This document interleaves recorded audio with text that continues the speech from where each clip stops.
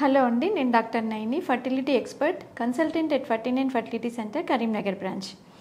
ఇప్పుడు మనకి ఇన్ఫర్టిలిటీ సమస్యతో వచ్చే కపుల్లో ఇప్పుడు మనకి ఆడవారిలో 50% కారణాలు ఉంటే మగవారిలో కూడా 50% కారణాలు ఉండొచ్చు అనమాట. సో మనము ఇప్పుడు కపుల్ ఇద్దరిని పరీక్షలు చేసినప్పుడు మగవారిలో మనం కామన్గా చేసే టెస్ట్ సెమెన్ అనాలిసిస్, అంటే వీర్యకణాల పరీక్ష. అయితే చాలాసార్లు ఈ వీర్యకణాల పరీక్ష నార్మల్ ఉన్నా కానీ, అన్ని సెమెన్ పారామీటర్స్ కూడా నార్మల్ ఉన్నా కానీ కొంతమందిలో ప్రెగ్నెన్సీ అనేది కన్ఫర్మ్ అవ్వదు.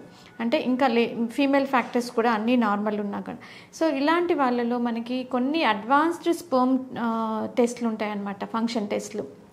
అవి ఏంటి అంటే స్పెర్మ్ డిఎన్ఏ ఫ్రాగ్మెంటేషన్ ఇండెక్స్ అందులో ఒకటి. సో ఈ స్పెర్మ్ డిఎన్ఏ ఫ్రాగ్మెంటేషన్ ఇండెక్స్ అనేది ప్రతి మేల్ పార్ట్నర్కి అవసరమా, ఎవరికి ఈ పరీక్ష చేయాలి, ఎలాంటి కండిషన్స్లో ఈ టెస్ట్ అనేది అడ్వైస్ చేస్తారు అనే దాని గురించి మనం మాట్లాడుకుందాం. సో ముందుగా ఈ స్పెర్మ్ డిఎన్ఏ ఫ్రాగ్మెంటేషన్ ఇండెక్స్ అంటే ఏంటి అనేది తెలుసుకుందాం. సో యూజువల్గా మనకి ఈ స్పెర్మ్ అని అంటే స్పెర్మ్కి ఒక ఆకారం ఉంటుంది, దానికి ఒక హెడ్, మిడిల్ పీస్, తర్వాత టేల్ అని. సో స్పెర్మ్లో డిఎన్ఏ అనేది మనకి ఆ స్పెర్మ్ యొక్క హెడ్లో ఉంటుందన్నమాట. సో స్పెర్మ్ సైజ్ అనేది చాలా చిన్నగా, అంటే ఒక 4 to 5 మైక్రాన్స్ ఉంటే ఆ స్పెర్మ్ హెడ్లో ఆ డిఎన్ఏ అంతా కూడా బాగా కాంపాక్ట్ అయిపోయి టైట్గా ప్యాక్ అయిపోయి ఉంటుంది అన్నట్టు.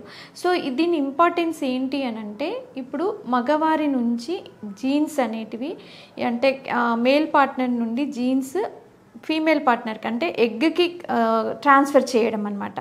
సో ఎప్పుడైతే ఫర్టిలైజేషన్ అవుతుందో ఆ టైంలో ఈ స్పెర్మ్ హెడ్ నుంచి జెనెటిక్ మెటీరియల్ అంతా కూడా ఊసైట్లోకి ఎంటర్ అవుతుంది. సో ఇలాగా ట్రాన్స్మిషన్ ఆఫ్ జీన్స్ అనేది జరుగుతుంది అన్నట్టు.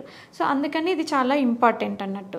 సో మరి ఈ స్పెర్మ్ డిఎన్ఏ ఫ్రాగ్మెంటేషన్ ఏంటి అంటే, కొన్నిసార్లు ఏమవుతుంది అంటే ఆ డిఎన్ఏ స్ట్రాండ్స్ అనేవి వాటిలో బ్రేకేజ్ అనేది జరుగుతుంది.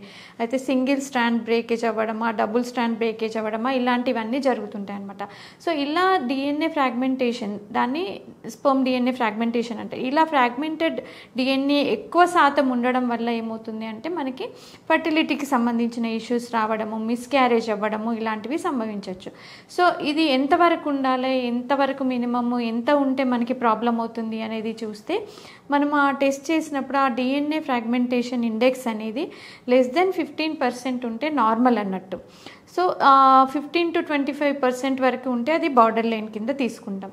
సో మోర్ దెన్ 25%, 30% అట్లా డిఎన్ఏ ఫ్రాగ్మెంటేషన్ ఇండెక్స్ ఉంది అంటే అది అబ్నార్మల్ అన్నట్టు అనమాట.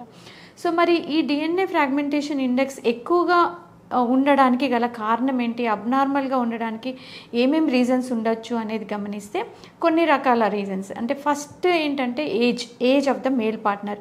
వయసు పెరిగిన కొద్దీ ఈ డిఎన్ఏ ఫ్రాగ్మెంటేషన్ ఇండెక్స్ అనేది ఎక్కువగా ఉండొచ్చు అనమాట, డిఎన్ఏ బ్రేక్స్ అనేవి ఎక్కువగా ఉండొచ్చు. నెక్స్ట్ వచ్చేసి కొన్ని రకాల కెమికల్స్ ఎక్స్పోజర్ అవ్వడం వల్ల, అంటే ఇప్పుడు పొల్యూటెంట్స్ అంటే బిస్ఫినాల్స్, ప్లాస్టిక్స్, ఇట్లాంటి వాటికి అన్నిటికీ ఎక్స్పోజ్ అయిన వాళ్ళలో, తర్వాత స్మోకింగ్ ఎక్కువ చేసే మగవారిలో ఈ డిఎన్ఏ ఫ్రాగ్మెంటేషన్ ఇండెక్స్ అనేది ఎక్కువగా ఉంటుంది. ఎందుకంటే వీళ్ళలో రియాక్టివ్ ఆక్సిజన్ స్పీసీస్ వాటి శాతం అనేది పెరిగిపోయి అది పెరగడం వల్ల ఏమవుతుంది అని అంటే బాడీలో రిపేర్ మెకానిజం అంతా తగ్గిపోతుంది అనమాట. సో ఒక లెవెల్ వరకు ఆ రియాక్టివ్ ఆక్సిజన్ స్పీసీస్ అనేవి హెల్ప్ చేస్తాయి, కానీ సర్టెన్ లెవెల్స్ తర్వాత ఇంక్రీజ్డ్ ఆర్ఓఎస్ ఉండడం వల్ల ఈ రిపేర్ మెకానిజం అంతా దెబ్బతిని డిఎన్ఏ ఫ్రాగ్మెంటేషన్ అనేది ఎక్కువ అవుతుంది అన్నట్టు. నెక్స్ట్ రీజన్స్ వచ్చేసి హీట్ ఎక్స్పోజర్కి ఎక్కువగా ఉన్నా కానీ, లేదంటే ఎక్స్రే ఎక్స్పోజర్స్ ఎక్కువగా ఉన్నా కానీ, లేదంటే కొన్ని రకాల ఇప్పుడు క్యాన్సర్స్కి సంబంధించిన ట్రీట్మెంట్స్ తీసుకుంటుంటారు, కీమోథెరపీ కానీ రేడియోథెరపీ కానీ తీసుకునే మగవారిలో ఈ రియాక్టివ్ ఆక్సిజన్ స్పీసెస్ ఎక్కువ ఉండి తర్వాత డిఎన్ఏ డ్యామేజ్ అనేది ఎక్కువగా జరగడం జరుగుతుంది. అండ్ కొంతమంది మగవారిలో వారికోసిల్ అన్న ప్రాబ్లం ఉండొచ్చు. సో ఇలా ఉన్నా కూడా, లేదంటే ఏదైనా ఇన్ఫెక్షన్స్ ఉన్నా కూడా ఈ స్పెర్మ్ డిఎన్ఏ డ్యామేజ్ అనేది ఎక్కువగా జరుగుతుందన్నమాట.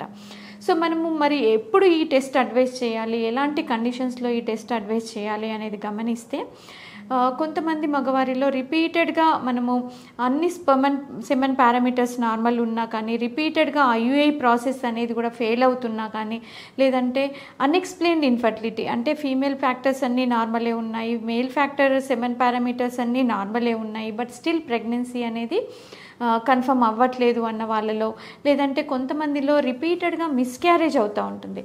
సో అలాంటి వారిలో మనము ఈ sperm DNA fragmentation index test అనేది అడ్వైస్ చేస్తాం. సో ఈ టెస్ట్ అడ్వైస్ చేసి అంటే రకరకాల మెథడ్స్ టెక్నిక్స్ ఉన్నాయన్నమాట. కాకపోతే మీరు ఈ టెస్ట్ చేసుకునే ముందు ఎలాంటి సెంటర్లో చేసుకోవాలి, ఎందుకంటే దాని రిపోర్టింగ్ అనేది చాలా ఇంపార్టెంట్ అన్నట్టు. మనం ఆ రిపోర్టింగ్ బట్టి మన ట్రీట్మెంట్ అనేది డిసైడ్ అవుతుంది. సో అది గమనించుకోవాలి.